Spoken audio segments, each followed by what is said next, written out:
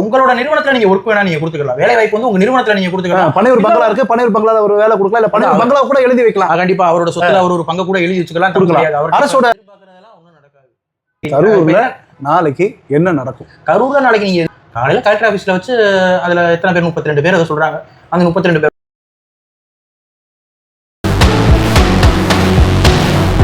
Central Tamil பார்வையாளருக்கு வணக்கம் வணக்கம் வணக்கம். எப்படி இருக்கீங்க தமிழ் அரசியல் நண்பரே? எப்படி இருக்கீங்க? நல்லா இருக்கேன். சரி, ஓகே. இந்த இப்போ இருக்கக்கூடிய அரசியல் சூழல் வந்து ரொம்ப பரபரப்பாகவும் இருக்கு, அதே மாதிரி சலசலப்பாகவும் இருக்கு. கரெக்டா? அது என்ன பரபரப்பு சலசலப்பு? பரபரப்புனா இங்க ஒரு விஷயம் நடக்குது, அங்க ஒரு விஷயம் நடக்குது, இவங்க அவங்களை குற்றச்சாட்டு கொடுக்குறாங்க, அவங்க வந்து இவங்க மேல பழிய போடுறேன்னு சொல்றாங்க. ஸோ இந்த மாதிரி ஒரு பரபரப்பான சூழல். இப்போ உள்ள சூழ்நிலை பார்த்தீங்கன்னா இப்போ பரபரப்புன்னு பார்த்தோம்னா கரூர் சம்பவம் வந்து இப்போ பரபரப்பா போயிட்டு இருக்கு. என்ன காரணம்னா நாளைக்கு வந்து முதலமைச்சர் விஜய் வந்து கரூர் போறாரு. இப்போ நாளைக்கு கரூர் விஷயத்துக்கு நம்ம போயிடுவோம். நாளைக்கு விஜய் வந்து கரூருக்கு போறாரு. ஆமா, அங்க என்ன எதுக்காக போறாரு? 234 தொகுதியில 108 தொகுதி ஜெயிச்சது விஜய். கண்டிப்பா 8 தொகுதியிலையும் நன்றி தெரிவிக்கணும்ன்ற விஷயத்தெல்லாம் மறந்துட்டு நாளைக்கு அவசர அவசரமா கரூர்ல எம்ஆர் விஜயபாஸ்கர் தலைமையில ஒரு மீட்டிங் நடத்தக்கூடிய, அங்க போய் அனுதாபத்தை தெரிவிக்கக்கூடிய விஜய், அங்க இருக்கக்கூடிய அந்த இறந்த குடும்பங்களுக்கு அரசு வேலை தரக்கூடிய இந்த வேலையும் நடந்துகிட்டு இருக்கு. இதை நீங்க எப்படி பாக்குறீங்க? இது தேர்தலுக்காக, இடைத்தேர்தலுக்காக பாக்குறீங்களா, இல்ல அந்த மக்கள் மீது உண்மையிலே விஜய்க்கு ஒரு அனுதாபம் இருக்கா? இல்ல, குறுக்கிட்டு மணிங்க ஏற்கனவே அவர் நன்றி சொல்றதுக்கு வந்து திருச்சி கிழக்கு தொகுதிக்கு போய் ஒரு 5000 பேருக்கு மத்தியில வச்சு ஒரு கூட்டம் போட்டாரு. போட்டாத நன்றி கூட்டம் அவரே சொல்லிக்கிட்டாரு. அங்கே இடைத்தேர்தல் இருக்கு. ஆமா, ஏன்னா நன்றி சொன்னார் அந்த கூட்டத்துல. நன்றி சொன்னதுனால அது பேர் வந்து நன்றி கூட்டம். இப்போ வந்து என்ன ஆக போகுதுன்னா, இப்ப திரும்ப வந்து கரூருக்கு போறாரு. கரூர்ல வந்து இவங்களோட அந்த 42 தொண்டர்கள் வந்து அவங்க கட்சி சார்ந்தவங்க வந்து ஒரு அப்பாவி மக்கள். ஆமா, அப்பாவி மக்கள்னு சொல்றத கூட அந்த கட்சிக்காரங்க வந்து அவங்க நம்ம சொல்லணும். ஏன்னா அவரோட கட்சி கூட்டத்துக்கு வந்தவங்க வந்து அவரோட கட்சி தொண்டர்கள் தானே.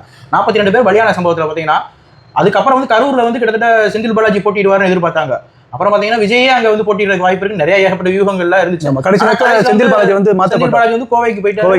இங்க வந்து எம்ஆர் விஜயபாஸ்கர் வந்து போட்டிட்டாரு. தாவேக சார்பால வேட்பாளர் போட்டிட்டாங்க. திமுக சார்பில் ஆனா கரூர்ல அங்கீகாரம் கொடுக்கல. இல்ல டிவிக்கு அங்கீகாரம் கொடுக்கல.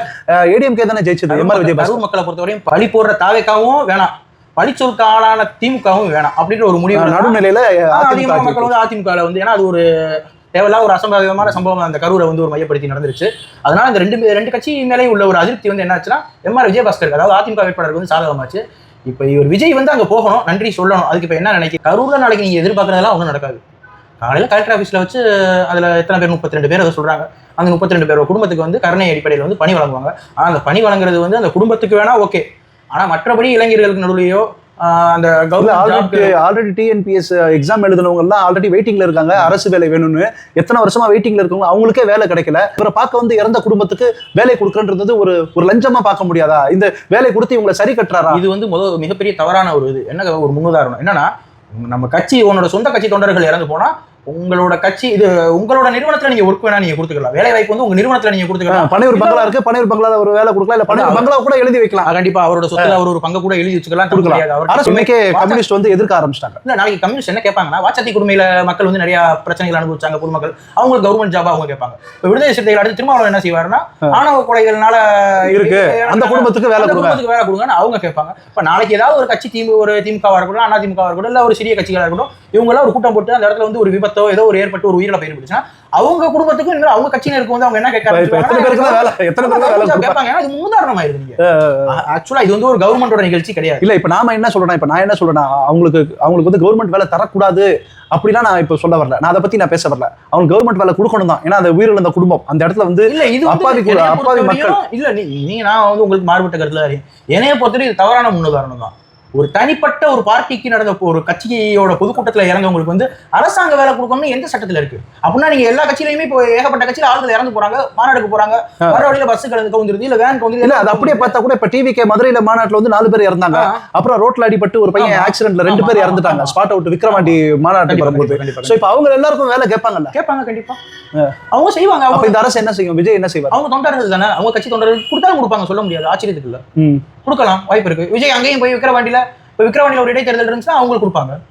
அடுத்து மதுரையில ஏதாவது இடைத்தேர்தல் இருந்துச்சுன்னா மதுரையில இருந்து கொடுப்பாரு. மதுரையில இருந்தவங்களுக்கு கண்டிப்பா கொடுப்பாரு. அதுக்கு தானே விஜயபாஸ்கர் வேலைக்கு வாங்கப்பட்டிருக்காரு. உங்களுக்கு எம்ஆர் விஜயபாஸ்கர் வந்து அந்த தொகுதியோட எம்எல்ஏ, ஒரு தன்னோட கட்சி சாராத அடுத்த கட்சியை சார்ந்தவர் வந்து அங்க எம்எல்ஏவா இருக்காரு. கட்டளையில நின்று ஜெயிச்சு அதிமுக வேட்பாளர் வந்து அங்க வந்து ஒரு வேட்பாளராக இருக்கும்போது இவரால் உள்ள போய் அரசியல் பண்ண முடியாது. பெருசா ஒரு முதலமைச்சராகவே இருந்தாலும் சரி, இன்னொரு தொகுதியில போய் கரூர் அந்த தொகுதியில போய் அரசியல் செஞ்சு.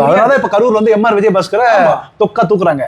அவர் வந்து என்ன செஞ்சாங்கன்னா அவரை கூப்பிட்டு வந்து அழகா வாஷிங் மிஷின்ல அவங்க ஒரு வாஷிங் மிஷின் வச்சிருக்காங்க. அதுல வந்து எப்படின்னா உள்ள போகும்போது அண்ணா திராவிட முன்னேற்ற கழகத்தோட கலர் கொடி இருக்கும்.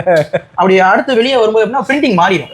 இவங்களோட கட்சி தாவேக்காவோட கட்சி கொடியில வெளியே வரும்போது வாஷிங் மிஷினுக்குள்ள சேர்த்து பிரிண்டிங் மிஷினை சேர்த்து வச்சிருக்காங்க. அதுக்குள்ள சொல்ல முடியாது. சோஃபா கொடுத்து நிறைய பேர் கேட்கறாங்க, சோஃபால போய் யாராவது கோடிக்கணக்கான ரூபாவெல்லாம் கொடுத்துட முடியுமா அப்படின்னு கேட்கறாங்க. ஏன்டா ஒரு சோஃபாவையும் கொடுக்க சொல்லுங்க, 25 கோடி ரூபாய் பணத்தையும் கொடுக்க சொல்லுங்க, நான் உள்ள எப்படி பேக் பண்ணி வெளியே எப்படி அதை கொண்டு போறேன்றதை நான் பார்க்கிறேன். சரியாவா? அதனால வந்து சும்மா ஏதாவது நம்ம பேசணுன்றக்காண்டி பேசக்கூடாது. தாவேக்கா அரசு இப்ப செஞ்சுக்கிட்டு இருக்க இது வந்து மிக ஒரு தவறான காரியம் தான்.